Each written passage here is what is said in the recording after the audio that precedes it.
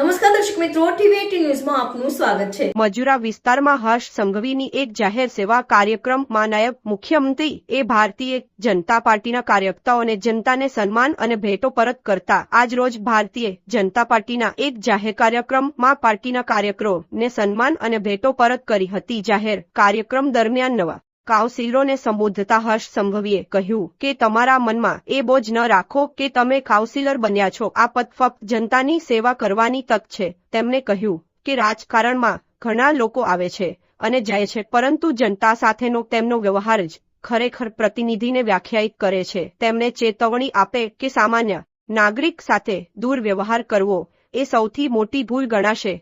હર્ષ સંઘવી સાહેબે કહ્યું કે કાર્યકરો પોતાના નેતાઓને જીતાડવા માટે દિવસ રાત મહેનત કરે છે, પરંતુ જો જનપ્રતિનિધિઓ જનતા સાથે ગેરવર્તન કરે છે તો કાર્યકરોની મહેનત વ્યર્થ જાય છે। રાજકારણમાં કાર્યકરોની ભૂમિકાને સૌથી મોટી તાકાત ગણાતા તેમણે કહ્યું કે કોઈ પણ પ્રતિનિધિને યાદ કરાવ્યું કે 5 વર્ષની કાર્યકાળ ખૂબ જ ઝડપથી સમાપ્ત થાય છે અને તે પછી જનતા અને સંગઠનો બંને જવાબ માંગશે। આ કાર્યક્રમ દરમિયાન હર્ષ સંઘવી સાહેબે કહ્યું, મને મળી ભેટોની કિંમત નથી, પરંતુ તમે તેમને જે સ્નેહ આપ્યો છે તે મહત્વનું છે। હું ફક્ત તે તમને પરત કરવાનો પ્રયાસ કરી રહ્યો છું। આ કાર્યક્રમ સુરતમાં જાહેર સેવા સાથ અને નમ્રતાનો ઉદાહરણ તરીકે ચર્ચાનો વિષય રહ્યો છે। રિપોર્ટર પારસ ડી પટેલ, ટીવી18 ગુજરાતી ન્યૂઝ, સુરત। મજુરા વિધાનસભાના સૌ પરિવારજનોને હું બે હાથ જોડીને વંદન કરીને તમને સૌને આ ભવ્ય વિજેતા બનવા બદલ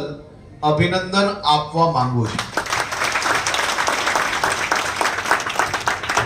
મજુરા વિધાનસભાના સૌ ચૂંટાયેલા પ્રતિનિધિઓ, સાથે સાથે સંગઠનના સૌ હોદ્દેદારો અને બૂથ પર કામ કરતા મારા સૌ ભારતીય જનતા પાર્ટીના સાથીઓ, હું આજે ચૂંટાયેલા સૌ પ્રતિનિધિઓને સર્વપ્રથમ અભિનંદન જોડે જોડે આ ભારતીય જનતા પાર્ટીના બૂથના એક એક કાર્યકર્તાઓની મહેનત થકી છેલ્લા વર્ષોથી જે પ્રકારે આ કાર્યકર્તાઓ દ્વારા મારા વિસ્તારના પ્રત્યેક નાગરિકોની જે સેવા કરવામાં આવે છે, વિસ્તારના પ્રત્યેક નાગરિકોની નાની મોટી ચિંતામાં આપણો ભારતીય જનતા પાર્ટીનો કાર્યકર્તા એ હંમેશા ખડે પગે એમની સાથે ઊભો રહે છે।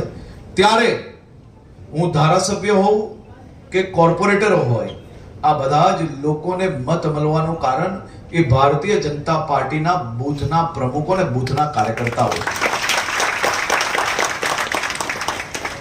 કોર્પોરેટર તમે સૌ બની ગયા, 5 વર્ષ તમારી ટર્મ બી ચાલી જશે। હવે આ 5 વર્ષ દિલથી લોકો જોડે જોડાવવું કે મગજ પર કોર્પોરેટર બનવાનો ભાર લઈને ફરવું એ તમારા સૌના હાથમાં છે, બરાબર છે? કેવા ઉત્સાહ જોડે બેઠા છે। ક્યાંક ભગવાનની પ્રતિમા હોય તો ક્યાંક અલગ અલગ વિસ્તારની કલાકૃતિ હોય। કરીબન ખૂબ મોટી સંખ્યામાં જે ભેટ મને મળી હોય એ ભેટ કોઈ ચાંદીની પ્રતિમા હશે, તો કોઈ લોઢાની હશે, તો કોઈ પંચધાતુની હશે। મેં ક્યારેય કંઈ જોયું નથી કે કેની છે ને કેની નહીં, જે છે બધું જ અહીંયા લાવીને તમારા માટે મૂક્યું છે।